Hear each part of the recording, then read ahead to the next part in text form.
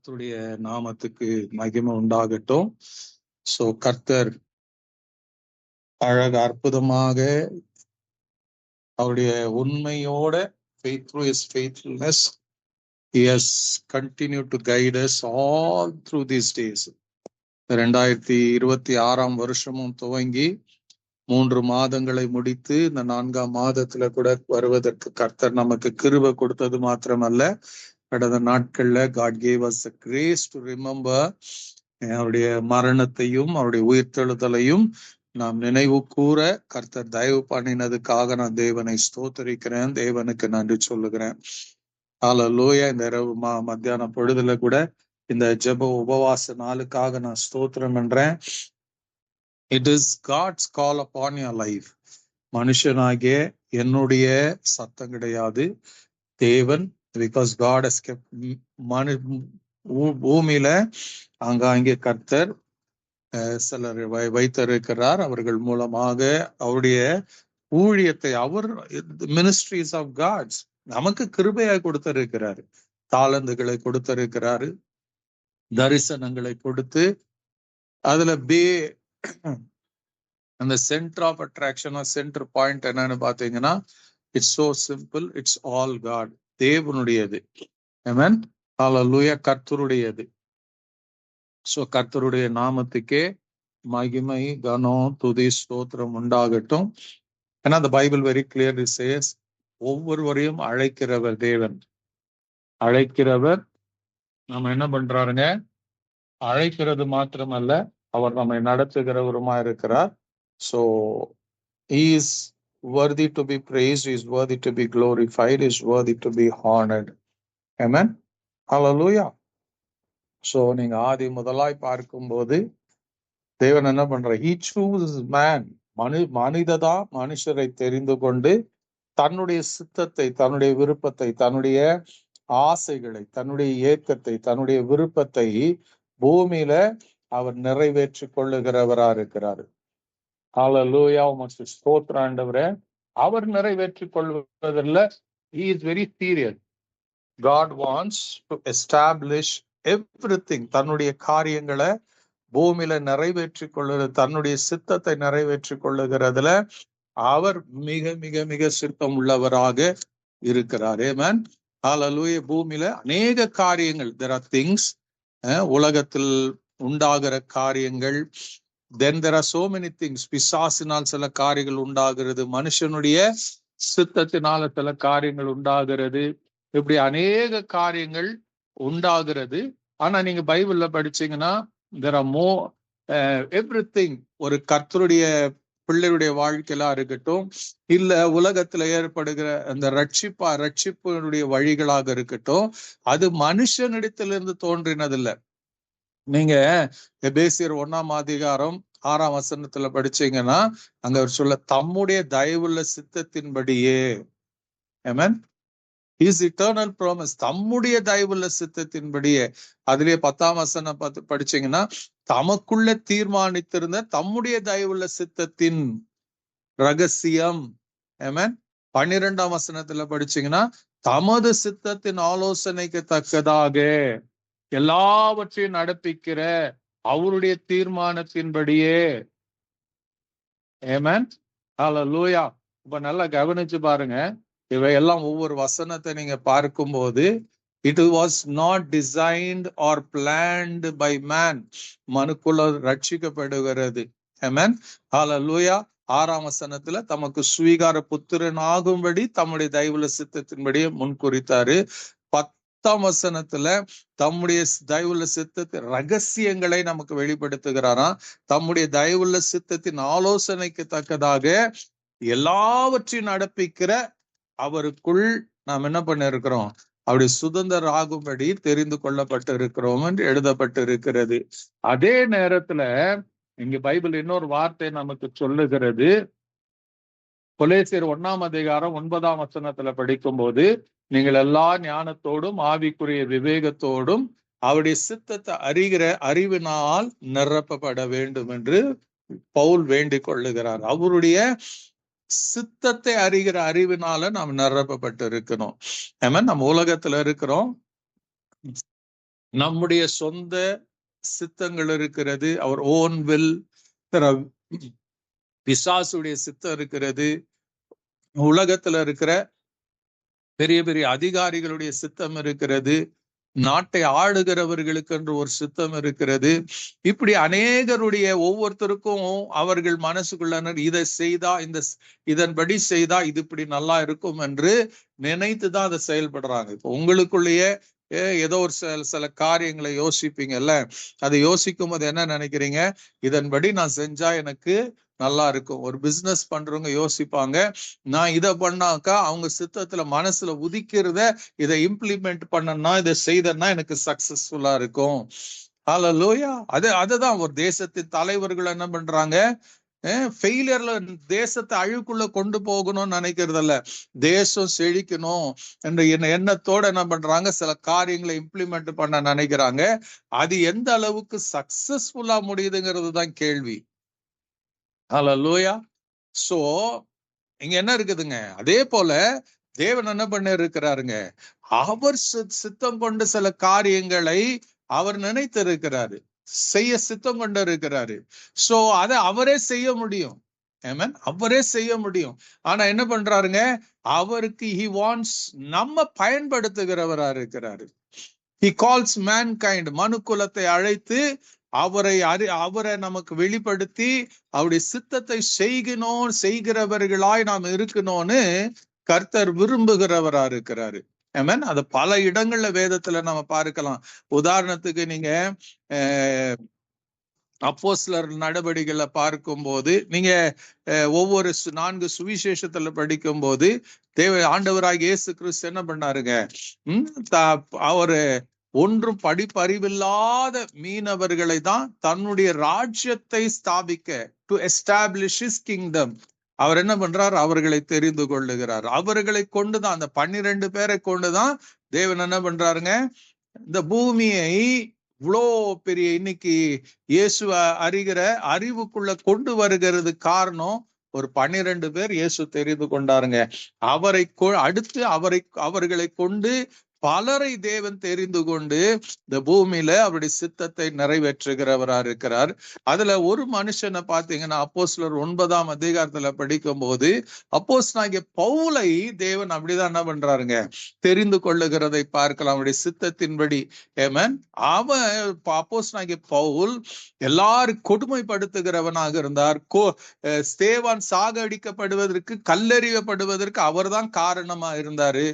அநேக கிறிஸ்து இருந்த இயேசுவை விசுவாசிக்கிறவர் ஜெயில போடுகிறவனா இருக்கிறாரு.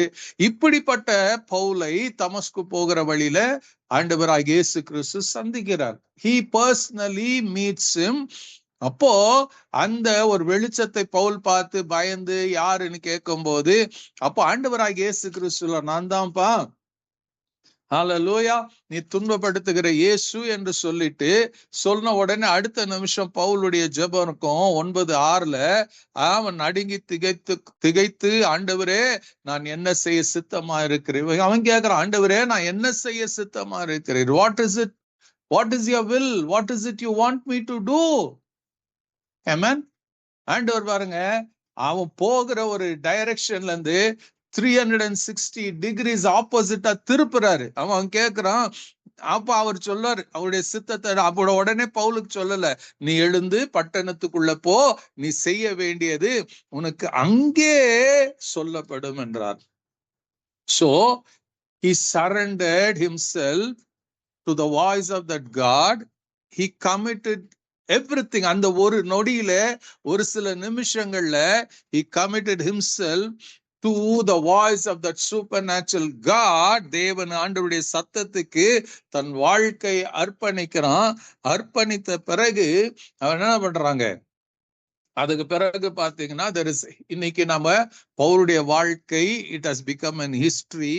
அநேகர் விழுவதற்கும் அநேகர் ரட்சிக்கப்படுவதற்கும் அவர் என்ன பண்றாருங்க, காரணராக பவுல் இருந்தாரு. இன்னைக்கும் அவர் எழுதின வசனங்கள் இன்னைக்கு இருந்து கொண்டே இருக்கிறது. சோ ஹல்லேலூயா. God wants, ஆண்டவர் என்ன பண்றாருங்க, அழைக்கிறது மாத்திரமல்ல, அவர் பயன்படுத்த விரும்புகிறவருமா இருக்கிறாரு.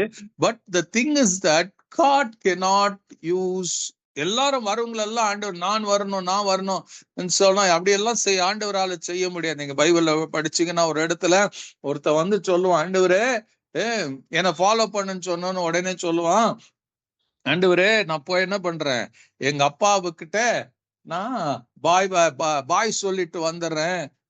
அவன் சொல்லுவான், ஆண்டவர் சொல்றார், கலப்பையில கை வைத்தவன் பின்னிட்டு பார்க்க கூடாதுன்னு இயேசு ஸ்ட்ரிக்டா சொல்லுவாரு. ஆமென். இன்னொருத்தன் சொல்லுவான், நான் போய் எங்க அப்பாவை அடக்கம் பண்ணிட்டு வரேன். அப்போ மரித்தவர்களை அடக்கம் பண்ணிட்டு நீ என்ன ஃபாலோ பண்ணுன்னு ஆண்டவராக இயேசு கிறிஸ்து அவனுக்கு சொல்லுவார். சோ இப்படி கர்த்தருக்காக வாழணும்னா, கர்த்தருடைய சித்தத்தை செய்யணும்னா, as God is committed, அவர் தன்னுடைய இயேசுவையே சிலுவைக்கு அனுப்பி, God committed himself by sending Jesus on this earth to die. அவர் மரித்து அவருடைய ரத்தத்தின் வழியாய், அவருடைய உயிர்த்தெழுதல் வழியாய் பாவ மன்னிப்பு, ரட்சிப்பு, மீட்பு இதெல்லாம் பிதாவாகிய தேவன் ஏற்படுத்தி இருக்கிறாரு. அதே போல when God committed, இதை கமிட் பண்ணும்போது Jesus 100% committed himself to the will of God. தேவனுடைய சித்தத்துக்கு அவர் 100% ஒப்பு கொடுத்ததை நாம பார்க்கிறோம். அந்த 100% அவர் தேவனுடைய சித்தத்தின்படி பூமியில வாழ்ந்ததை நாம இந்த 4 சுவிசேஷத்துல, அதுக்கப்புறம் பவுல் எழுதினானே நிருபங்கள்ல நாம பார்க்கிறோம். ஆமென். அந்த ஹல்லேலூயா. சோ அத வந்து நம்ம எப்படி வேதத்துல நம்ம பல இடங்கள்ல பார்க்கிறோம். அததான் பவுலும் அவர் சொல்லுவாரு, his committed life to God. நீங்க கலாத்தியர் 2ஆம் அதிகாரம் 20ஆம் வசனத்துல பார்க்கும்போது, கிறிஸ்து உடனே சிலுவையில் அறையப்பட்டேன் ஆயினும் பிழைத்து. This is commitment, committed life. ஒரு கர்த்தருடைய பிள்ளை committed லைஃபுக்கு இங்க வேத வசனத்துல ஆதாரங்கள் இருக்கிறது. இங்க என்ன சொல்ல, கிறிஸ்து உடனே கூட சிலுவை, committed to God, committed to God. நீங்க அதான் கேள்வி, is your life committed to God? அவர் சொல்லுவாரு, கிறிஸ்து உடனே கூட சிலையில் அறையப்பட்டேன் ஆயினும் பிழைத்து இருக்கிறேன், இந்த நாள் அல்ல கிறிஸ்துவே என்னை பிழைத்திருக்கிறார். committed life. கிறிஸ்து என்னில் இருக்கிறார். no more I, Christ lives in me. நான் இப்பொழுது மாம்சத்தில் பிழைத்திருக்கிறதோ, என்னில் அன்பு கூர்ந்து தம்மை தாமே ஒப்பு கொடுத்த தேவனுடைய குமாரனை பற்றும் விசுவாசத்தினாலே பிழைத்திருக்கிறேன். 2 காரியம் பாருங்க. இயேசு ஒப்பு கொடுத்தார். Jesus committed his life for us. Pavul சொல்றார், I commit my life to God. இதுதான் நமக்கு இன்னைக்கு ஒரு கேள்விக்குறியா இருக்கு நம்ம வாழ்க்கையில. ஹல்லேலூயா. Are you committed? Have you committed? நம்ம நிறைய பேர் சொல்லணும், நான் வந்து ஆண்டவருக்கு என் வாழ்க்கையை ஒப்பு கொடுத்து இருக்கிறேன். ஹல்லேலூயா. நான் என் வாழ்க்கையை நான் ஒப்பு கொடுத்து இருக்கிறேன். நம்ம ஐ சரண்டர்ன்னு சொல்லலாம், நான் ஒப்பு கொடுக்கிறேன்னு சொல்லலாம். அது ஒரு பகுதி தான் உண்மை. மற்ற 100 எவ்ரி டே உங்க லைஃப் ஸ்டைலு அந்த கமிட்டட் லைஃப் இருக்கணும். அதுதான் கர்த்தர் விரும்புறாரு. சங்கீதம் 143:10 அதான் சொல்வாரு, உமக்கு பிரியமானது. கமிட்டட் லைஃப் என்ன தெரியுமா? அவருக்கு பிரியமானதை தான் செய்யணும். எனக்கு பிரியமானது இல்லங்க, எனக்கு பிரியமானது இல்ல. இன்னைக்கு எத்தனை பேர் அந்த கமிட்டட் லைஃப் நம்ம வாழ்ந்து கொண்டு இருக்கிறோம், யோசித்து பாருங்க. Do you 100% live the committed life? அர்ப்பணிக்கப்பட்ட அந்த வாழ்க்கை வாழ்ந்து கொண்டு இருக்கிறோமா? ஹல்லேலூயா. இந்த அர்ப்பணிக்கப்பட்ட வாழ்க்கை இட்ஸ் நாட் ஏதோ ஒரு சைட்ல இல்ல, ஏதோ ஒண்ணு நான் ஆண்டவரை நான் அர்ப்பணிக்கிறேன் என்று சொல்லுகிறது இல்ல. ஏதோ ஒரு இடத்துல நாம அந்த பாடுறோம்ல, புயவனே உம் கையில் கழிவ நான் ஒப்பு கொடுக்கிறேன் ஆண்டவரேன்னு. Hallelujah. It's not a singing a song. It's changing our lifestyle. Commitment is changing our lifestyle. அது நீங்க பாருங்க, அந்த கமிட்டட் லைஃப் வரணும்னா இட்ஸ் நாட் சோ ஈஸி. ஹல்லேலூயா. நம்ம ஒரு பக்கம் எழும்பும் போது ஆண்டவருக்கு என் வாழ்க்கை ஒப்பு கொடுக்க நினைக்கும் போது, அந்த அந்த திட்டத்தோட நான் நடக்கும் போது, திடீரென்று நம்முடைய வாழ்க்கையில பல குறுக்கீடுகள் வரும். குடும்பம் வரும், பிரச்சனைகள் வரும், போராட்டங்கள் வரும், வேலை வரும், பணத்தின் காரியங்கள் வரும். ஆமென். அந்த ஒவ்வொரு காரியம் உங்களை என்னையும் அது ஒரு புயலை போல அடிக்க வரும்போது, சத்ரு வெள்ளம் போல வரும்போது, நீங்களும் நானும் எங்க நிக்கிறோம்? ஆர்வி அந்த அலையோட அந்த புயலோட அடிச்சுட்டு போக போறோமா, இல்ல அந்த வெள்ளத்தோட அடிச்சுட்டு போய் ஏதோ பார்க்கலாம்னு சொல்லி இருக்க போகிறோமா? அந்த கமிட்டட் லைஃப் இருக்கிறதா? ஹல்லேலூயா. யோசுவாவுடைய வாழ்க்கை நீங்க கவனிச்சு பாத்தீங்கன்னா, யோசுவாவின் புஸ்தகம் 24ஆம் அதிகாரம் 15ஆம் வசனத்துல நீங்க படிக்கும்போது அந்த கடைசி பாகத்தை அவர் அங்க முழு வசனத்தை நீங்க படிச்சீங்கன்னா அத இஸ்ரேல் மக்களை பார்த்து கேட்பார். கர்த்தரை சேவிக்கிறது உங்களுக்கு பார்வைக்கு ஆகாததாய் கண்டால், எக்ஸோடஸ் 20 ஜோஷுவா 24 and 15, கர்த்தரை சேவிக்கிறது உங்களுக்கு உங்கள் பார்வைக்கு ஆகாததை கண்டால் பின்ன யாரை சேவிப்பீர்கள் என்று இன்று தெரிந்து கொள்ளுங்கள். நதிக்கு அப்புறத்தில் உங்கள் பிதாக்கள் சேவித்த தேவர்களை சேவிப்பீர்களோ, நீங்கள் வாசம் பண்ணுகிற தேசத்தில் குடிகளாகி எமோரியரின் தேவர்களை சேவிப்பீர்களோ தெரியாது, அது உங்களுக்கு விட்டது. நானும் என் வீட்டாரும் என்றால் கர்த்தரையே சேவிப்போம். ஹல்லேலூயா. நதிக்கு அப்புறம் அந்த பக்கம் இருக்கிறது அதா இல்ல, நீங்க இப்போ ஆண்டவர் உங்களுக்கு வாக்குத்தத்த தேசத்தை கொடுத்திருக்கிறாரு, இங்க இருக்கிற ஜனங்களின் தேவர்கள் அதை ஃபாலோ பண்ண போறீங்களா என்று கேட்டுட்டு அவங்க கிட்ட ஆன்சரை எதிர்பார்க்காம யோசுவா சொல்ற, நானும் I make a choice, I commit myself, நானும் என் வீட்டாரும் என்றால் கர்த்தரையே சேவிப்போம். ஆமென். இப்போ வயசாயிருச்சு யோசுவாவுக்கு, இப்ப அத சொல்றாரு, இது வரைக்கும் நான் செஞ்சங்க, இன்னும் நான் செய்ய போறேன், மரணம் பரியந்தம் நான் தேவனையே கர்த்தரை அல்லாமல் வேற யாரையும் நான் சேவிக்க மாட்டேன். That was a commitment of Joshua. யோசுவா சொல்ற, நானும் என் வீட்டாரும் என்றால் கர்த்தரே. அவர் சொல்ற, நான் மாத்திரம் இல்லைங்க, we have determined as a family to serve only God. அப்போ யோசித்து பாருங்க, அவருடைய மனைவி, அவருடைய பிள்ளைகள் எல்லாத்துக்கும் he was a role model, a submitted, surrendered life, committed life. நாம ஆண்டவருக்கு சப்மிட் பண்ணாம, கமிட் பண்ணாம, நம்முடைய பிள்ளைகளை கமிட் பண்றது, நம்ம குடும்பத்தை கமிட் பண்றது அது கூடாத காரியம். ஹல்லேலூயா. நான் எத்தனை இடத்துல கேட்டிருக்கிறேன், சில இடத்துல பரிச்சலம் என் பிள்ளைங்களை நான் கர்த்தருக்கு என்று ஒப்பு கொடுத்துட்டேன். நீங்க நான் இதை உங்களெல்லாம் பார்க்கணும், இவங்களுக்காக படிக்க வைக்கணும், இவங்களுக்கு இதை பண்ணணும், நான் இவங்களுக்காக அதை பண்ணணும், அது கமிட்டட் லைஃப் இல்ல. யோசுவா சொல்றார், நான் முதல்ல, அதுக்கு அடுத்து என் வீடு. உங்களை பத்தி எல்லாம் தெரியாதுப்பா. யோசுவாவுக்கு நல்லா தெரியும், மோசேக்கு தெரிஞ்சது போல யோசுவாவுக்கு தெரியும், காலம் வரும். பவுலா தான் எழுதுறாரு, சத்ரு வருவான், நீங்க அநேகரிய இந்த விசுவாசத்தை விட்டு போகக்கூடிய காலங்கள் வரும். அப்போ Christian life is a challenging life. அந்த கமிட்மெண்ட் இருக்கணும், அர்ப்பணிப்பு 100% இருக்கணும். எது வந்தாலும், எப்படி வந்தாலும், எந்த காரியம் வந்தாலும், நிந்தைகள் அவமானங்கள் வந்தாலும், கேலி கிண்டலுக்கு ஆனாலும், ஒதுக்கப்பட்டாலும், தள்ளப்பட்டாலும், நான் கவனிப்பாரற்று போனாலும், I will do one thing, I will serve God with commitment. நான் மாத்திரம் இல்ல, என் குடும்பத்தையும் தேவனை சேவிக்கிறதுல இழுத்து கொண்டு போவேன். அது நம்முடைய வாழ்க்கையில பர்சனலா உருவாகணும். கமிட்மெண்ட்ங்கிறது ஏதோ ஒரு இன்னைக்கு சொல்லிட்டு நாளைக்கு கமிட்மெண்ட் ஆகல. You have to practice that commitment. யோசுவாவுடைய வாழ்க்கை கவனிச்சு பாருங்க. யாத்ராகமம் 33ஆம் அதிகாரம் 11ஆம் வசனத்துல நீங்க படிக்கும் போது அவர் இங்க சொல்லுவார், இட் இஸ் 32ஆம் அதிகாரத்துல தேவன் மோசை கீழே அனுப்புகிறார், போப்பா அவங்க ஜனங்க கெடுத்து கொண்டாங்கன்னு. கீழே வந்தாக ஒரு கண்ணுக்குட்டியை வணங்கி கொண்டு இருப்பாங்க. மோசஸுக்கு கோபம் உச்சிக்கு ஏறுது. அவர் தேவன் கொடுத்த கட்டளையே தூக்கி கீழே போட்டு உடைக்கிறாரு. அவங்க அந்த கண்ணுக்குட்டிய கரைக்கிறாரு. 3000 பேர் அன்னைக்கு சாகடிக்க செத்து போறாங்க. இப்போ மோசஸ் வாஸ் ஃப்ரஸ்ட்ரேட்டட்.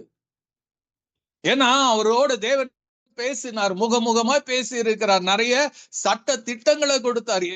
ஆண்டவர் அந்த சட்ட திட்டங்களை, கற்பனைகள் எல்லாம் கொடுக்கும் போது எது கொடுத்தாருன்னா, உலகத்துல இவங்க உலகத்துல இருக்கிறாங்க. இயேசு சொன்னார்ல, நான் உலகத்தான் அல்லாதது போல இவர்களும் உலகத்தார் அல்லன்னு. அப்போ உலகத்தார் போல இல்லாதபடிக்கு வாழ்வதற்கு ரூல்ஸ் ரெகுலேஷன்ஸை கர்த்தர் தான் கொடுத்தாரு. He was committed to mankind. இப்ப இங்க பாருங்க, 11ஆம் வசனத்துல மோசே வெளியே போய் அவர் என்ன பண்றாரு, பாளையத்துக்கு போற ஒரு டென்ட் போடுறாரு. அப்போ ஒவ்வொரு நாளும் மோசே என்ன பண்ணுவாருங்க, ஒருவன் தன் சிநேகிதன் 11ஆம் வசனத்துல பாத்தீங்கன்னா, நீங்க அது 8ஆம் இது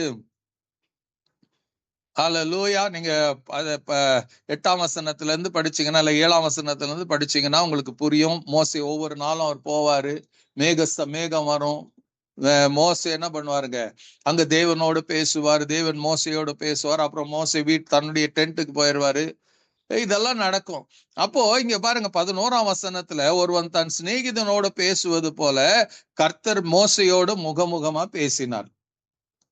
இங்க எழுதப்படுகிறது, மோசே முகமுகமா பேசுறாராம் தேவன் மோசையோட. பின்பு அவன் பாளையத்துக்கு திரும்பினான். கொஞ்ச நேரம் ஸ்பெண்ட் பண்ணா, அது 1 மணி நேரமா 2 மணி நேரமா தெரியாது.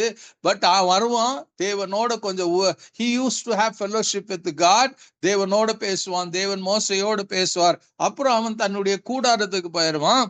ஆனா பைபிள் சொல்லுது, நூனின் குமாரனாகிய யோசுவா என்னும் அவனுடைய பணிவீடக்காரனாகிய வாலிபன் ஆசரிப்பு கூடாரத்தை விட்டு பிரியாதிருந்தான். என்னங்க? But the young man who assisted him, Joshua, son of Nun, would remain behind in the tent of meeting.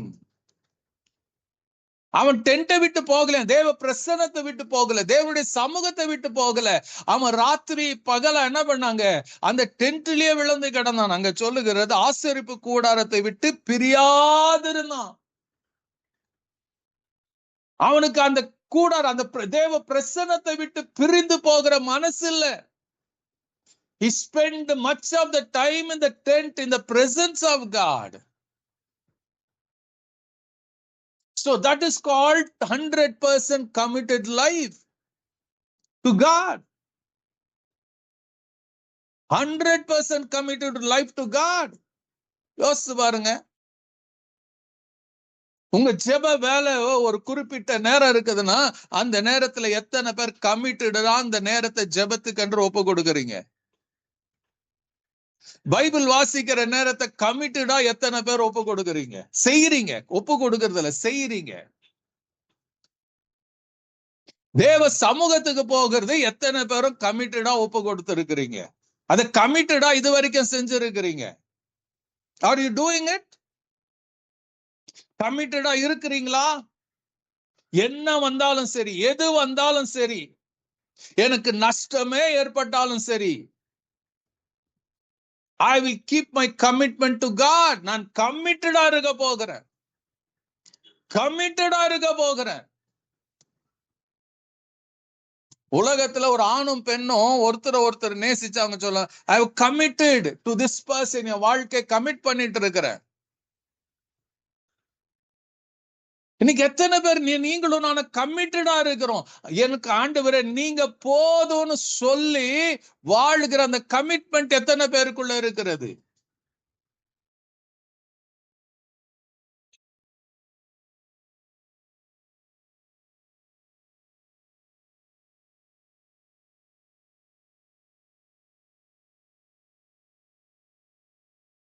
தூக்கத்தை பொருட்படுத்தாம, பசியை பொருட்படுத்தாம எத்தனை பேர் கமிட்டடா இருக்கிறோம்?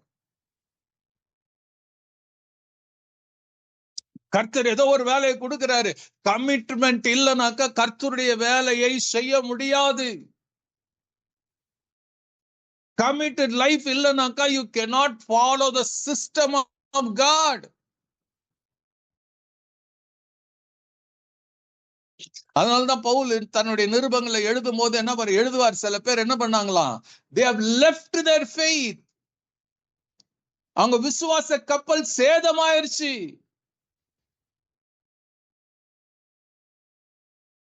பிகாஸ் ஏன்னா அவங்களுக்கு தங்களுடைய வயிறு முக்கியமாயிருச்சு, உலகத்தின் ஆசாபாசங்கள் முக்கியமாயிருச்சு. they have left their faith.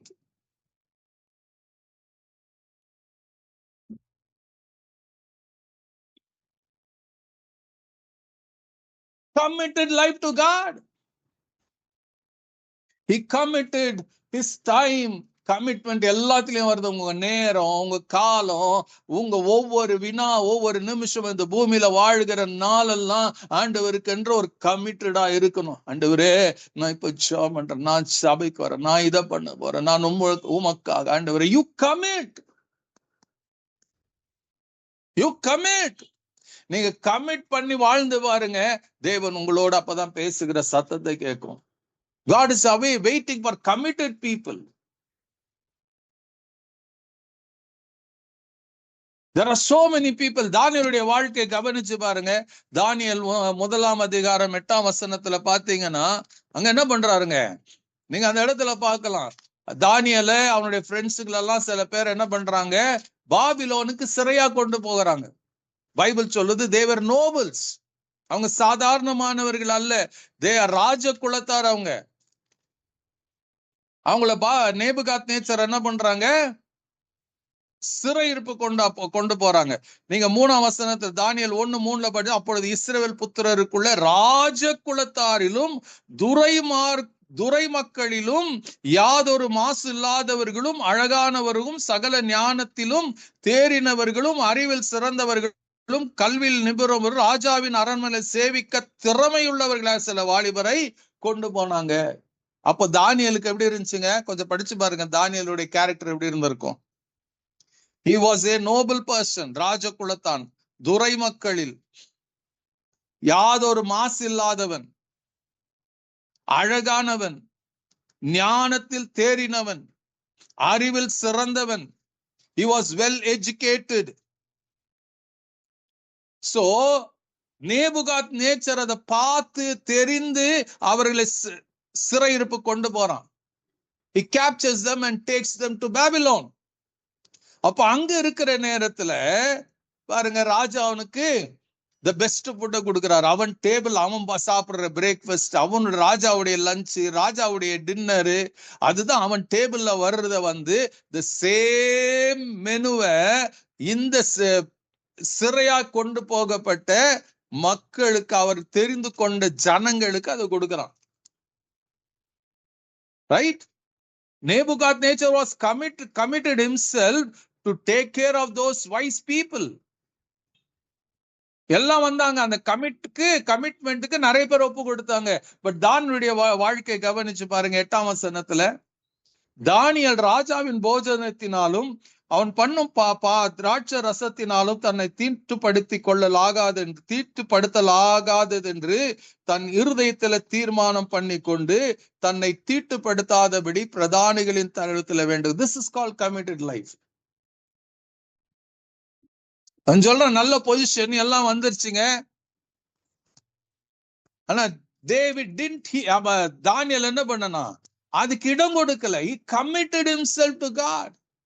அவன் சொல்றான், நான் இத பாவம் செய்யறது எப்படி, I'm not going to defile this body. I'm not going to defile myself with the delicacy of the king.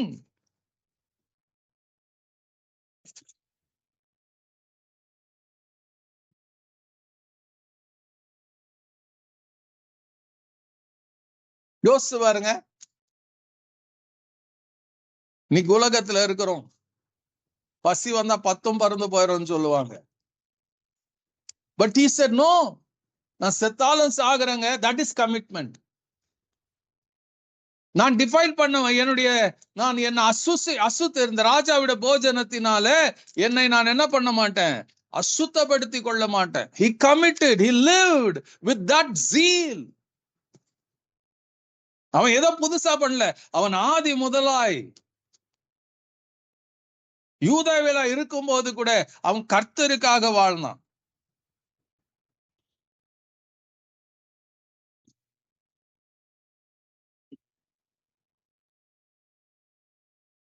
He committed himself. He committed himself 100% to God. Joshua commit பண்ணான். இங்க பார்த்தோம்னா தானியல் கமிட் பண்ணான். எலியா கேட்பாரு. 1 ராஜாக்கள் 18:21 படிச்சீங்கன்னா அங்க இந்த இஸ்ரவேல் மக்கள் எப்படி they were committed to everything. அப்ப 21ஆம் வசனத்துல பாத்தீங்கன்னா, அப்பொழுது எலியா சகல ஜனத்தண்டைக்கும் வந்து, நீங்கள் எந்த மட்டும் 2 நினைவுகளால் குந்தி குந்தி நடப்பீர்கள், கர்த்தர் தெய்வமானால் அவரை பின்பற்றுங்கள், பாகால் தெய்வமானால் அவனை பின்பற்றுங்கள் என்றான். ஜனங்கள் ஒண்ணுமே பதில் சொல்லலையா, எதுக்குப்பா வம்புன்னு. அப்போ கமிட்டட் இல்லைனாக்கா எப்படிங்க, குந்தி குந்தி நடக்கிற வாழ்க்கை தான் நம்ம வாழ்ந்து கொண்டு இருப்போம். அங்கங்க போனா அந்த சூழ்நிலைக்கேற்றபடி நம்மை மாற்றிக்கொள்ளுவோம், சூழ்நிலைக்கேற்றபடி வாழ ஆரம்பிப்போம். எனக்கு எல்லா சூழ்நிலையும் நல்லா இருந்துச்சுன்னா அங்க வந்து என்ன பண்ணுவேன், நான் கையை உயர்த்துவேன், ஆராதிப்பேன், இயேசுவை பத்தி பேசுவேன், ஜெபிப்பேன், இதெல்லாம் இருக்கும். when I go outside, அங்க எனக்கு பிரச்சனையும் போராட்டம் இருக்கும் போது I hide my, என்ன பண்றாங்க, மறைத்து கொள்ளுகிறேன். அதான் இங்க சொல்றாரு. இஸ்ரவேல் மக்கள் என்ன பண்ணாங்க, அந்த சர்ச்சுக்கு போகும்போது அவங்க கர்த்தரை யெகோவா தேவன் ஆராதிச்சாங்க. பாகாலுடைய இடத்துக்கு போகும்போது பாகாலே தெய்வம் என்று வணங்குனாங்க. அப்போ எலியா கேட்கிறாரு, யாருப்பா உண்மையான தெய்வம்? பாகால் தெய்வம். அங்கே போயிருங்க, செட்டில் ஆயிருங்க. எதுக்கு இங்க வரீங்க? கமிட்டட் இல்லாம எதுக்கு இருக்கிறீங்க? கமிட்மெண்ட் இல்லாம எதுக்கு இருக்கிறீங்க?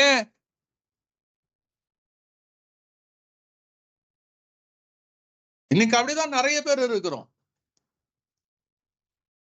We often change our lifestyle.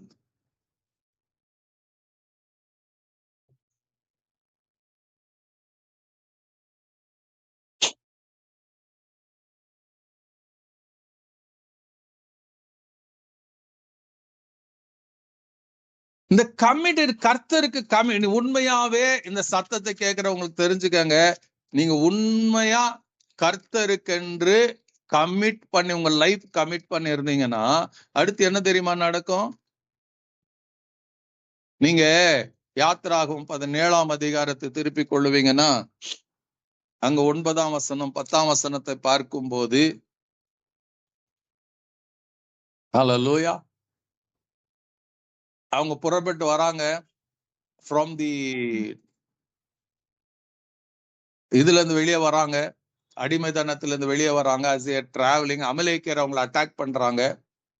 அப்போ மோசே என்ன பண்றாரு, நீங்க இந்த 9ஆம் வசனம் 10ஆம் வசனம், அப்பொழுது மோசே யோசுவாவை நோக்கி, நீ நமக்காக என்ன பண்ணு, மனிதரை தெரிந்து கொண்டு புறப்பட்டு அமலேக்கோட யுத்தம் பண்ணு, நாளைக்கு நான் மலையுச்சில் தேவனுடைய கோலை என் கையில் பிடித்து கொண்டு நிற்பேன் என்றான். யோசுவா தனக்கு மோசே சொன்னபடியே செய்து அமலேக்கோட யுத்தம் பண்ணினான். மோசேயும் ஆரோனும் ஊர் என்பவர் மலையுச்சில் ஏறினார்கள். ஹல்லேலூயா. யோசித்து பாருங்க,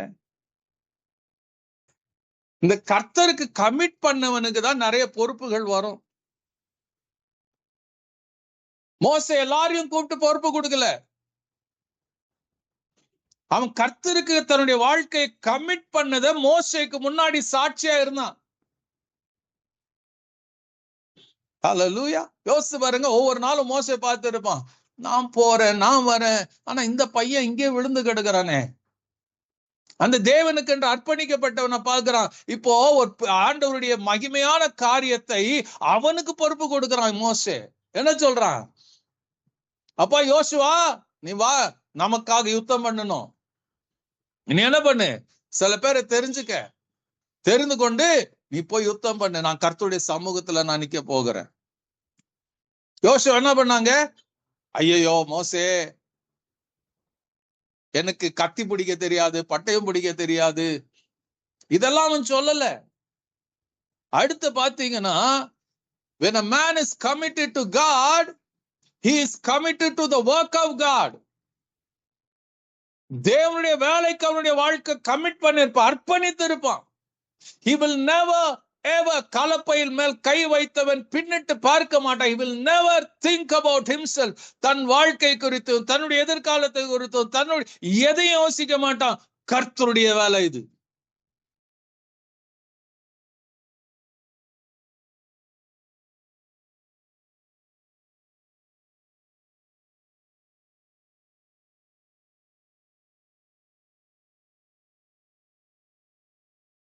அவன் என்ன பண்றாங்க? He recommits. அவன் சொல்றான், a man committed to God will always commit to the work of God. தேவனுக்கு என்று உண்மையா அர்ப்பணித்தவன் தேவனுடைய வேலையில ஒரு நாளும் பின்னிட்டு பார்க்க மாட்டான், சோர்ந்து போக மாட்டான். அது எப்படியாப்பட்ட கஷ்டமான வேலை வந்தாலும். He committed himself to the leadership of Moses. அதை காட்டிலும் he committed to the work of God.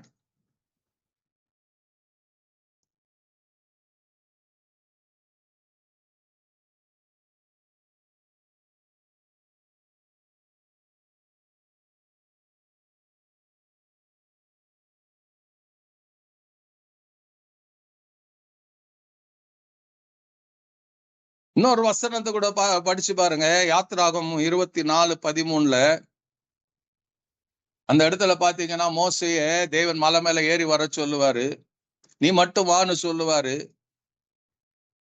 மோச பாக்குறாரு, யோசுவா என்ன பண்ணுவான்? நான் தேவ பிரசன்னத்துல இருந்தா அவனும் தேவ பிரசன்னத்துலதான் இருக்கணும். A committed leader will see that his disciple, அவன் எங்க இருக்கிறானோ அங்கதான் தன்னுடைய டிசைபிளையும் வைத்துக்கொள்ள. இயேசு சொல்ல, நான் எங்க இருக்கிறனோ அங்கே நீங்களும் இருக்க விரும்புகிறேன். எனக்கு உங்களுக்கு தூரம் வித்தியாசம்லாம் இருக்கக்கூடாது.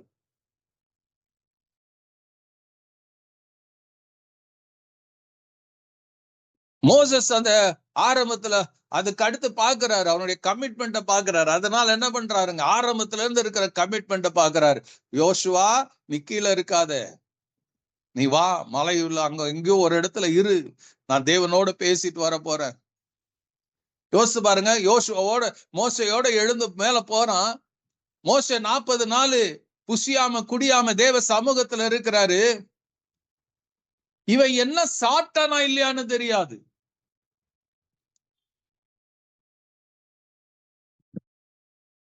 மோச மேல போகும்போது அவன் சாப்பாடு பேக் எல்லாம் கொண்டு போகல, போயிட்டு வந்துடலாம் தான் போனான். யோசுவா அதை நம்பிதான் போனான். இங்க யோசுவா சாப்பிட்டான்னு சொல்லல, அவன் சாப்பிட்டானா இல்லையான்னு சொல்லல. But all the days Moses was on the mountain, Joshua was on the mountain. Committed life, committed to God.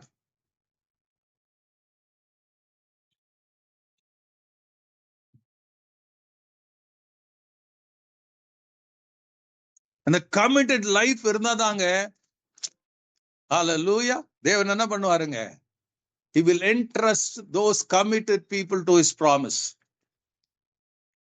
God will entrust the committed ones to his committed promises. என்னாகமம் Numbers 13 1ஆம் வசனம் 2ஆம் வசனம் பாருங்க. கர்த்தர் மோசேயை நோக்கி, நான் இஸ்ரவேல் பித்தர் கொடுக்கும் கானான் தேசத்தை சுற்றி பார்ப்பதற்கு நீ மனிதரை அனுப்பு, ஒவ்வொரு பிதாக்களின் கோத்திரத்திலும் ஒவ்வொரு பிரபுக்களாகிய மனுஷரை அனுப்ப வேண்டும் என்றார். கர்த்தர் அனுப்புன்றாரு. அப்ப அதுல 2 பேர் ஸ்பெசிபிக்கா இங்க 12 கோத்திரத்துல அனுப்புறாங்க. ஆண்டவர் தான் அனுப்புன்னு சொல்றார். மோசே தெரிந்து கொள்ளுகிறான். அதுல 6ஆம் வசனத்துல பாத்தீங்கன்னா, யூதா கோத்திரத்தின் எப்புனேயின் குமாரன் காலேபு, 8ஆம் வசனத்துல எப்ராயிம் கோத்திரத்தில் நூனின் குமாரனாகிய ஒசேயா ஆர் ஜோஷுவா. 12 பேரோட இவங்க 2 பேரை அனுப்புறான்.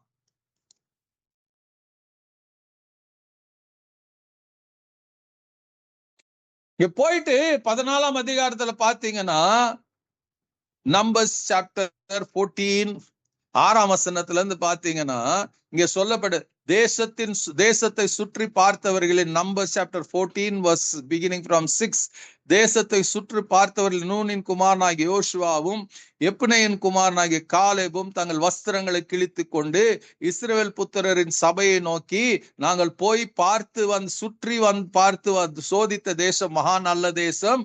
கர்த்தர் நம்மேல் பிரியமாயிருந்தால் அந்த தேசத்துல நம்மை கொண்டு போய் பாலும் தேனும் ஓடுகிற அந்த தேசத்தை நமக்கு கொடுப்பார். கர்த்தருக்கு விரோதமாய் கலகம் பண்ணாதிருங்கள். அந்த தேசத்தின் ஜனங்களுக்கு நீங்க பயப்பட வேண்டியதில்லை.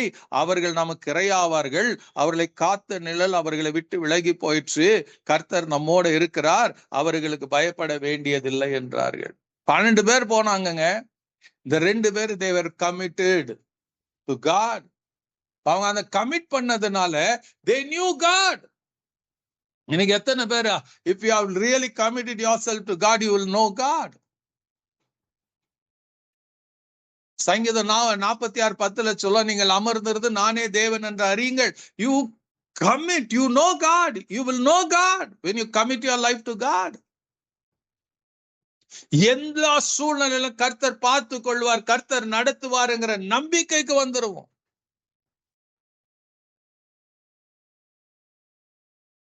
When you have committed, God will commit His promises to you. நம்பிக்கையோட கொடுப்பார், நீங்க செய்து முடிப்பீங்க. அந்த நம்பிக்கை பாத்திரம் இவங்களுடைய அறிக்கையை பாருங்க. அவர் சொல்லுவாரு, ஹல்லேலூயா, நாங்க போய் பார்த்த தேசம் தேசம் மகா நல்ல தேசம். அவங்களுடைய மத்தவங்க 10 பேருடைய சாட்சியை பாருங்க, இவங்களது சாட்சியை பாருங்க. நல்ல தேசம், அது பாலும் ஓடுகிற அந்த தேசத்தை நமக்கு கொடுப்பாரு. ஆண்டவர் நமக்கு பிரியந்த கொடுப்பாரு. அடுத்து அவன் சொல்லுவார் பாருங்க, கர்த்தருக்கு விரோதமாய் மாத்திரம் பாவம் செய்யாதிருங்கள். அவரை சந்தேகப்படாதீங்க. அவருடைய வாக்கு தத்தத்தின் மேல சந்தேகப்படாதீங்க. அவர்களை காத்த நிழல், அவர் சொல்லுவார், அவர்களை காத்த நிழல். அங்க இருக்கிற ஜனங்களுக்கெல்லாம் கவலைப்படாதீங்க. அவங்களை காத்த நிழல் அவர்களை விட்டு போனது. நமக்கு அந்த தேசத்தை கொடுப்பாரு. எல்லாரும் அகேன்ஸ்டா போறாங்க. ஆண்டவர் சொல்றாரு, காலேபும் யோசுவாவும் மாத்திரம்தான்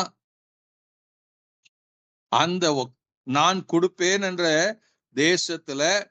ஹல்லேலூயா. 30ஆம் வசனத்துல 14:30 படிச்சீங்கன்னா, எப்னேயின் குமாரன் காலேபும் நூனின் குமாரன் யோசுவாவும் தவிர மற்றவர்களாகிய நீங்கள் நான் உங்களை குடியேற்றுவென ஆணையிட்டு கொடுத்த தேசத்தில் பிரவேசிப்பதில்லை. You commit, God will commit Himself to you. இதுதாங்க உண்மையான வாழ்க்கை.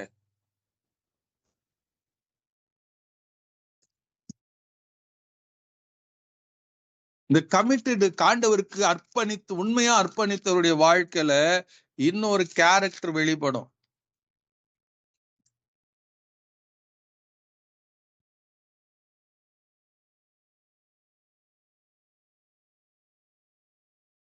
மறுபடியும் இங்க சொல்றாரு பாருங்க ஆண்டவரு,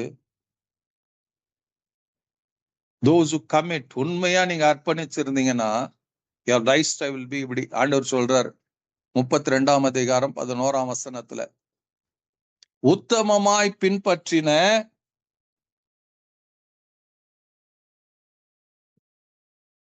கேனாசியான எப்னேயின் குமாரன் காலேபும் நூனின் குமாரன் யோசுவாவும் தவிர எகிப்தில் வந்தவர்கள் 20 வயதுக்கு மேல் அதற்கு மேற்பட்ட மனிதர் ஒருவரும் என்னை உத்தமமாய் பின்பற்றாதபடினால் அவர்கள் நான் ஆபிரகாமுக்கும் ஈசாக்குக்கும் யாக்கோபுக்கும் ஆணையிட்டு கொடுத்த தேசத்தை காண்பதில்லை என்று ஆணையிட்டு இருக்கிறார்.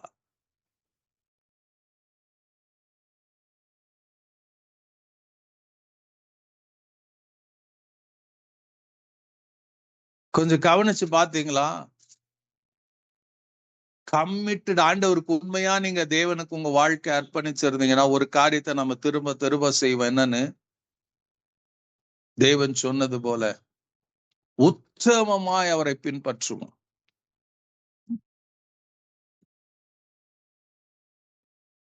Surely none of the men who came out of Egypt from 20 years old and upward shall see the land which I swore to Abraham, Isaac and Jacob, because they have not wholly followed me, except Caleb, son of Jephunneh, and the Kenizzite, and Joshua, son of Nun, for they have wholly followed the Lord.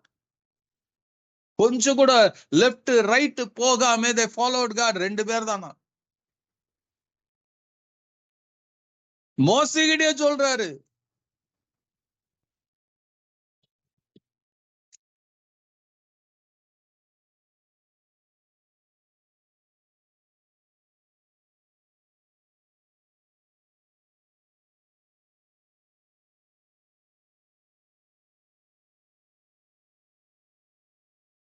அந்த கமிட்டடா இருந்தோம்னா ஆண்டவர் என்ன பண்ணுவார் தெரியுங்களா? யோசுவா 4:14 பாருங்க.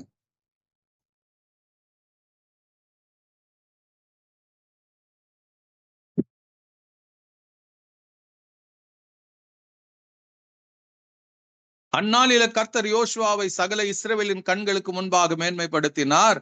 அவர்கள் மோசேக்கு பயந்து இருந்தது போல அவனுக்கும் அவன் உயிரோடு இருந்த நாளெல்லாம் பயந்து இருந்தார்கள்.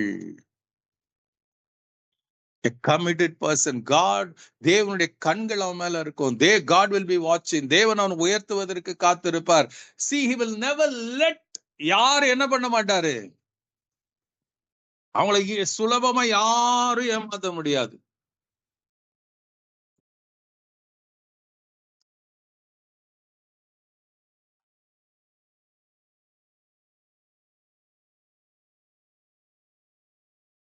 சொல்றது புரிஞ்சுங்களா?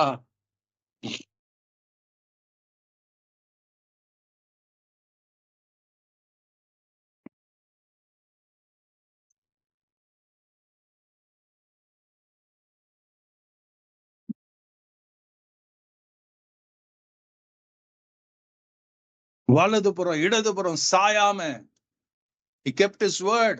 ஆண்டவருக்கு ஒப்பு கொடுத்ததை அவன் என்ன பண்றான்? காத்து நடக்கிறான். ஆண்டவர் அவனை கனப்படுத்துறாரு. ஆமென். ஹல்லேலூயா.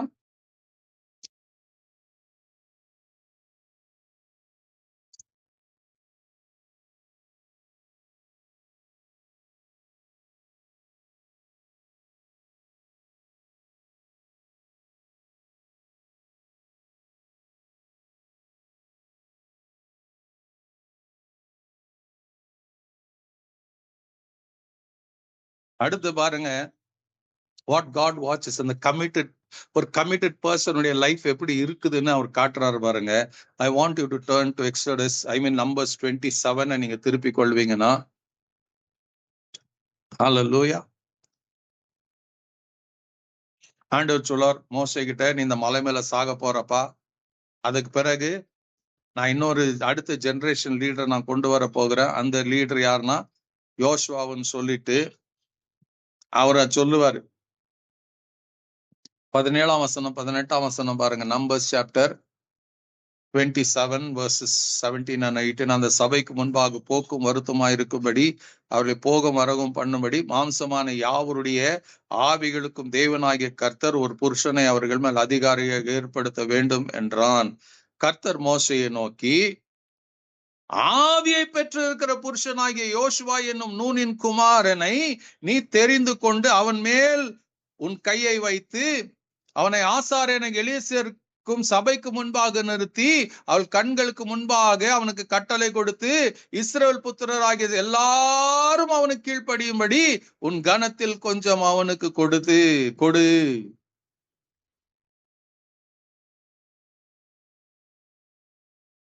What the statement of God. தேவனுடைய ஒரு சாட்சி பாருங்க. என்ன சாட்சி கொடுக்கிறார்? See, இதுல காலேபுக்கும் யோசுவாவுக்கும் God himself அப்பப்ப டெஸ்டிஃபை கொடுத்துட்டே இருப்பாரு. என்ன சாட்சி கொடுக்கிறாருங்க? ஆவியை கர்த்தர் மோசேயை நோக்கி, ஆவியை பெற்று இருக்கிற புருஷனாகிய யோசுவா. What an amazing testimony. ஆண்டவர் சொல்றாரு, இன்னைக்கு நாம பரிசுத்த ஆவியை பெற்றவர்கள்னு நாம எதுவோ சில எக்ஸ்க்ளூசிவா சில ஆக்டிங்ல நாம காட்டிடுறோம். இங்க யோசுவா ஒரு ஆக்ஷன் அவன் எதுலயும் காட்டல. See, A spirit filled person, ஆவியானவர் நடத்தப்படுகிற மனுஷனுடைய வாழ்க்கை எப்படி தெரியுமா இருக்கும்? முதல்ல he will commit his life to God. இரண்டாவது he will obey every word of God.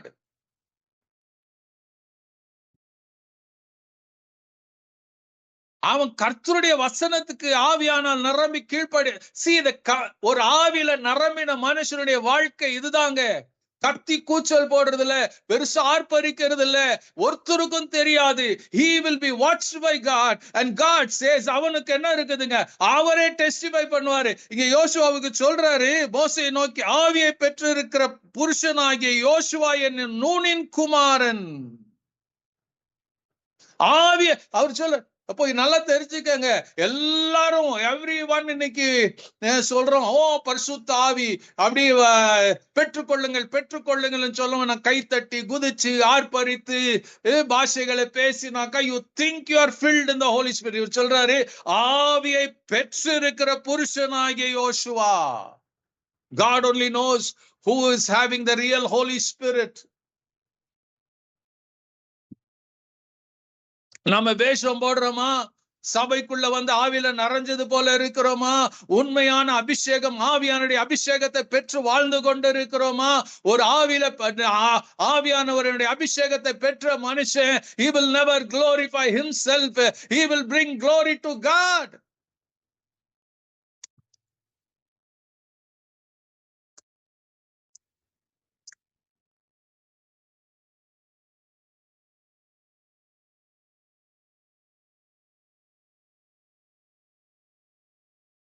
அவனுக்குள்ள ரெண்டு மனசு இருக்காதுங்க. ஒன்னே ஒண்ணு, இவன் அவருடைய மனசு எல்லாம் எப்போ பதைக்கும், நான் வசனத்துக்கு கீழ்ப்படி, நான் கர்த்தருக்காக வாழணும், கர்த்தருடைய சித்தத்தை செய்யணும். இதேதான் ஒரு கமிட்டட் பர்சன். ஹல்லேலூயா.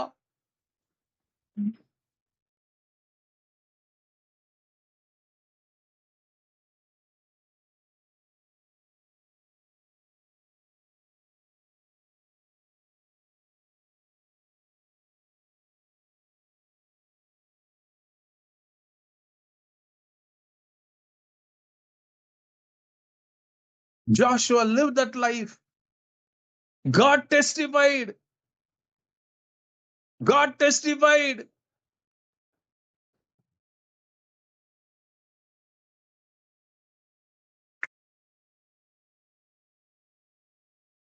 கர்த்தருடைய ஆவியை பெற்று இருக்கிற மனுஷன். God said, oh my God, ஆவியை பெற்று இருக்கிற புருஷனாகிய யோசுவா.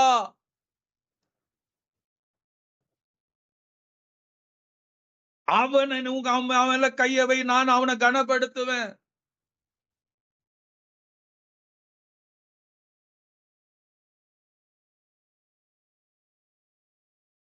புதிய ஏற்பாடுல பாருங்க, those who were filled in the Holy Ghost, they testified Jesus.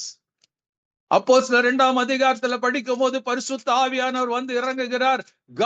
தேவன் என்ன பண்ணார், எல்லாருக்கும் தெரியும்படி அவர்கள் மேல இறங்கின போது அங்க கூடியிருந்தவர்கள் நடுவுல they spoke in tongues, ஆண்டவருடைய வார்த்தையை பேசினாங்க, தேவனுடைய மகிமையை அவர்கள் பேசினார்கள் என்று எழுதப்படுகிறது. அந்தந்த ஊர்ல இருந்து வந்து they were talking different tongues, different languages.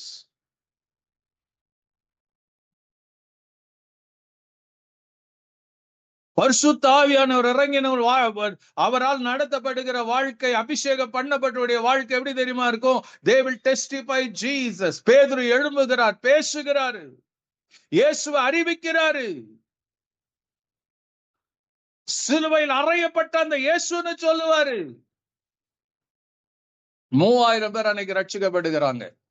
That is an evidence of the person who is filled in the Holy Ghost.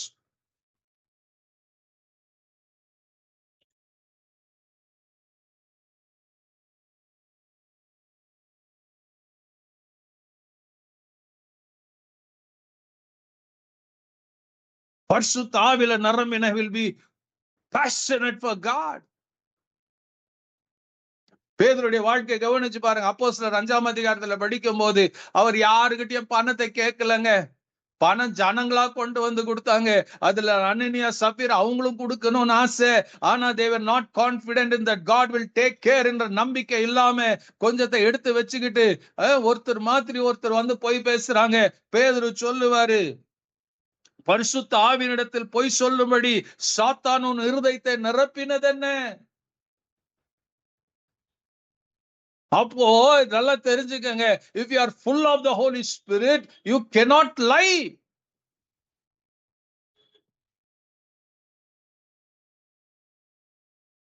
அவர் சொல்ல, நீ உன் இருதயத்தில் இப்படிப்பட்ட எண்ணம் கொண்டது என்ன? நீ மனுஷனிடத்தில் அல்ல தேவனிடத்துல போய் சொன்னாய்.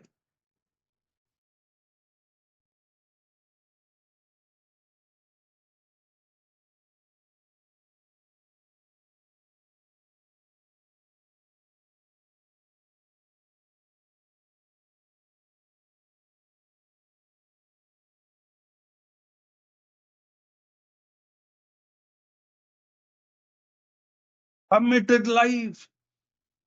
ஆதி அப்போஸ்தலர் கமிட் பண்ணாங்க, யூதாஸ் காரியோத்தை தவிர.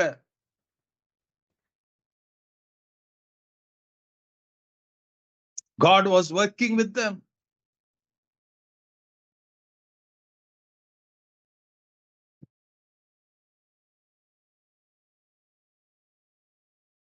ஆதி அப்போஸ்தலர் they wanted committed people.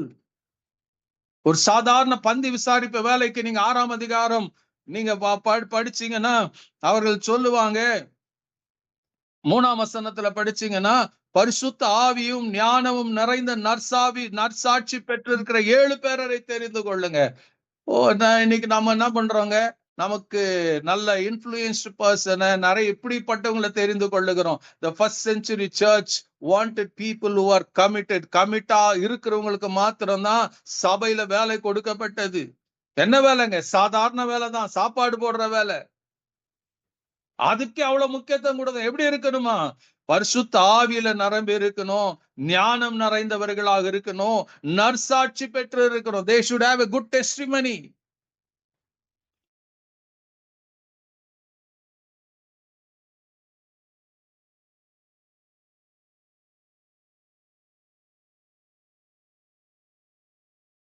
அஞ்சாம் வசனத்துல சொல்லும், அப்பொழுது விசுவாசமும் பரிசுத்த ஆவியும் நிறைந்தவனாகிய ஸ்தேவானையும் பிலிப்பையும் பிரோகோரையும் நிக்கோனோரையும் தீமோனையும் பர்மெனாவையும் யூத மார்க்கத்தாம் வந்தவனான அந்தியோகிய பட்டணத்தை நிக்கோலாவையும் தெரிந்து கொண்டு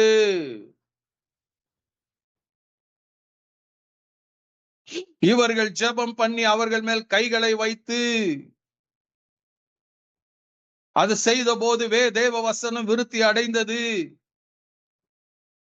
சேவான் விசுவாசத்தினாலும் வல்லமையினாலும் நிறைந்தவனாய் ஜனங்களுக்குள்ள பெரிய அற்புதங்கள் அடையாளங்களை செய்தான். 10ஆம் வசனத்துல ஸ்தேவான் அவன் பேசின ஞானமும் ஹalleluya, he was full of wisdom.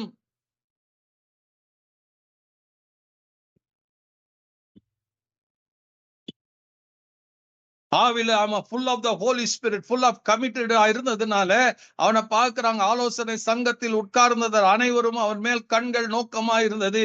அவன் முகம் தேவ தூதன் முகம் போல புகை போல இருக்க கண்டார்கள். அவன் கவுண்டனன்ஸ் மாறி இருந்தது.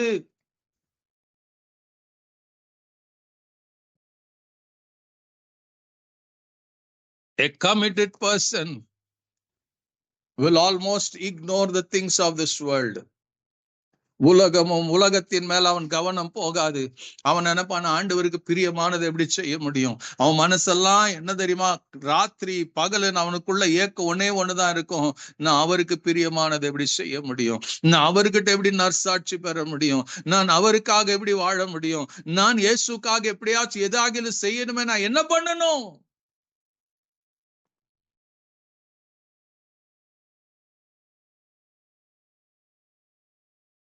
அவனுடைய மற்ற எல்லா காரியமும் will fall below that committed life. செகண்டரியா தான் இருக்கும் எல்லாம்.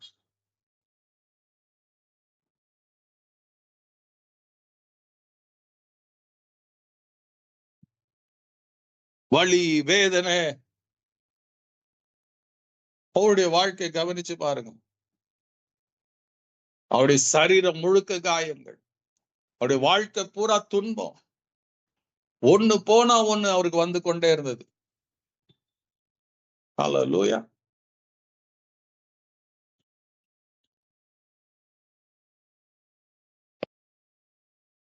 சிறைச்சாலை, அடி, உத, கட்டுகள். Was so committed to God. எதுக்கும் அசீல பவுல். இன்னும் சொல்லுவார் கடைசியில, என் ஓட்டத்தை நான் முடிக்க போகிறேன், நான் விசுவாசத்தை காத்து கொண்டு இருக்கிறேன். ஒண்ணு கேரண்டி, எனக்கு நான் ஓடின ஓட்டத்துக்கு எனக்கு பிரைஸ் உண்டு. ஜீவ கிரீடத்தை நான் இயேசு கிட்ட இருந்து வாங்க போகிறேன். கமிட்மெண்ட்.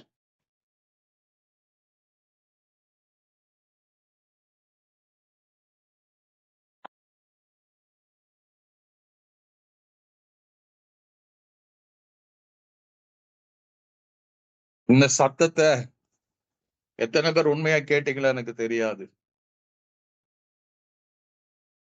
எத்தனை பேர் உண்மையா கேட்டீங்களா எனக்கு தெரியாது. கமிட்டடா எத்தனை பேர் கேட்டீங்கன்னு எனக்கு தெரியாது. பிகாஸ் அதனாலதான் இந்த வீடியோ இல்லாம நான் பேசி கொண்டு இருக்கிறேன். I don't want to see. இன்னைக்கு நிறைய டெக்னிக்கலா நம்ம யூஸ் பண்ணுவோம். வீடியோல இருந்துச்சுனாக்கா நம்ம எதனா வேலையா இருப்போம்னா வீடியோல நம்ம ஆன் பண்ண மாட்டோம். கமிட்மெண்ட். ஆண்டுடைய இந்த ஒரு 2 மணி நேரம் 2.5 மணி நேரம் 100% கமிட்மெண்டோட உட்காரணும். கமிட்மெண்ட். சி, உங்களை யார் பாக்குறாங்களோ இல்லையோ, you are watched by God. ஸ்தேவானை வாட்ச்டு பை காட். அதனாலதான் அவர் மரிக்கிற நேரத்துல பரலோகம் அவனுக்காக திறந்தது. மகிமையை பார்த்தான். யோசுவாவை பார்த்தாரு, ஆண்டவரே சாட்சி கொடுக்கிறாரு. பவுல பார்த்தார் தேவன், அவனுடைய கமிட்டட் லைஃப். நல்லா தெரிஞ்சுக்கங்க, நான் பார்க்க முடியாது. your own family cannot see, but God knows everything. உள்ளும் புறமும் அவருக்கு தெரியும்.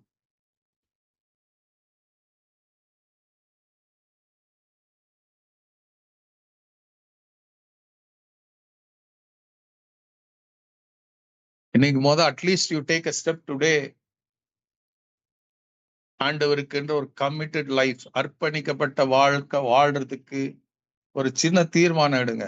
அதை ஃபாலோ பண்ணுங்க. ஏதாச்சும் ஒரு பாயிண்ட் எழுதி வைங்க. ஒவ்வொரு நாளும் அதை ஃபாலோ பண்ண ஆரம்பிங்க. அது உங்களுக்கு பிராக்டிஸ் ஆகும்போது அடுத்த ஒரு கமிட் பண்ணுங்க. அதை பிராக்டிஸ் பண்ணுங்க. நீங்க பண்ணி அதை பண்ண பண்ண பண்ண பண்ண ஒன் டே நீங்களே உட்கார்ந்து ஆச்சரியப்படுவீங்க. உங்க வாழ்க்கை மாறி இருக்கும், தலைகளா மாறி இருக்கும்.